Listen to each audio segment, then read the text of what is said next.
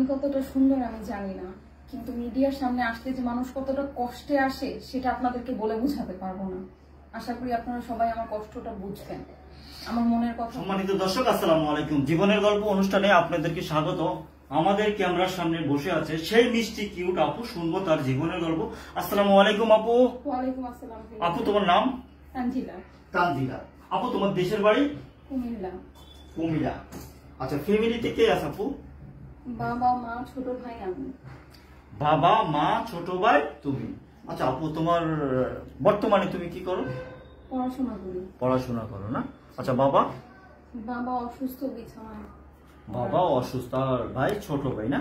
আচ্ছা, ফ্যামিলিতে এখন বর্তমানে কিভাবে তোমার সংসারটা চলছে, যেহেতু বাবা অসুস্থ? বাচ্চাদের আর কি কিছু হেল্প করে, নানা বাড়ি থেকে হেল্প করে, এভাবে সেভাবে চলতেছে।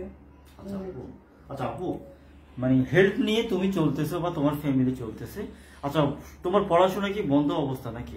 বন্ধ হওয়ার মতোই অবস্থা হয়ে দাঁড়াইছে, এখন আসলে খুবই কষ্টে আছি, পড়াশোনা বন্ধ হওয়ার মতো অবস্থায়। আচ্ছা আপু, মূল বিষয় আমাদের এই মিডিয়ার সামনে আসার উদ্দেশ্যটা কি, সামনে একটু বলবেন? আপনাদের সামনে আসার একটাই উদ্দেশ্য, সেটা হচ্ছে আমার মনের একটা মানে মনের মতো মানুষ খুঁজে পাওয়া, যে কিনা আমাকে সারা জীবন আগলে রাখবে, ভালোবাসবে, পাশে থাকবে, সাপোর্ট করবে, এমন একটা মানুষ। আচ্ছা, তোমাকে সাপোর্ট করবে, তোমাকে আগিয়ে রাখবে, এরকম একজন মানুষ চাও? জি। আচ্ছা আপু, সবই তোমার কথা বুঝলাম, কিন্তু এখন বয়সটা কেমন হলে চলবে? আসলে আমি শুনছি নাকি, আসলে আমি জানি না, অনেক মেয়েদের মুখে শুনছি যে বুড়ো মানুষ নাকি, বয়স্ক মানুষ নাকি বউদেরকে অনেক বেশি ভালোবাসে। সেই ধরনের কেউ যদি তোমার কপালে আইসা পড়ে, সেই ক্ষেত্রে কি করবা?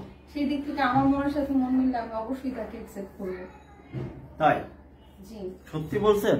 অবশ্যই। আচ্ছা আপু, ভালোবাসাটা ভরপুর থাকে। তাই? টাকা পয়সা? টাকা পয়সা যেমন তেমন আমার চলবে, কিন্তু আমাকে ভালোবাসতে হবে, আমার পাশে থাকতে হবে। তোমাকে ভালোবাসতে হবে নাকি? তার মানে কি তুমি ভালোবাসার পাগল? অবশ্যই। হ্যাঁ, অবশ্যই। আচ্ছা আপু, কোনো ভাই যদি প্রবাস থেকে দেখে তোমাকে হয়তো বা ফোন করে আমাদেরকে বা আমাদেরকে কমেন্ট করে যে আপুর সাথে আমি যোগাযোগ করব বা আপুর সাথে কথা বলবো, যে আমি হয়তো আপুকে বিদেশ নিয়ে যাব, সেই ক্ষেত্রে কি করবে? অবশ্যই সেটা আপনাদের মাধ্যমে যোগাযোগ করতে হবে।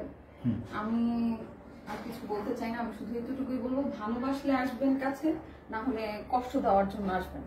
তাই? আচ্ছা আপু, এখন তোমার সাথে কিভাবে যোগাযোগ করবে? আপনাদের মাধ্যমে।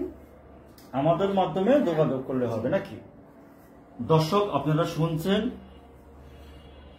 ওর জীবনের গল্প। ওকে যদি আপনাদেরকে ভালো লেগে থাকে, পছন্দ হয়ে থাকে, তার একটা স্ক্রিনশট মেরে এই নাম্বারে ইমো আছে, হোয়াটসঅ্যাপ আছে, পাঠিয়ে দিবেন, আমরা আপনাদের সাথে যোগাযোগ করবো। আমি আবারও বলছি, কোনো ভাই যদি তানজিলার দায়িত্ব নিতে চান, এমন কোনো ভাই থাকেন, অবশ্য তার একটা স্ক্রিনশট মেরে আমাদের নাম্বারে পাঠাবেন, আমরা আপনাদের সাথে যোগাযোগ করবো। অযথা স্ক্রিনশট ছাড়া কোনো ভাই কল দিবেন না। ভালো থাকবেন, সুস্থ থাকবেন, আল্লাহ হাফেজ।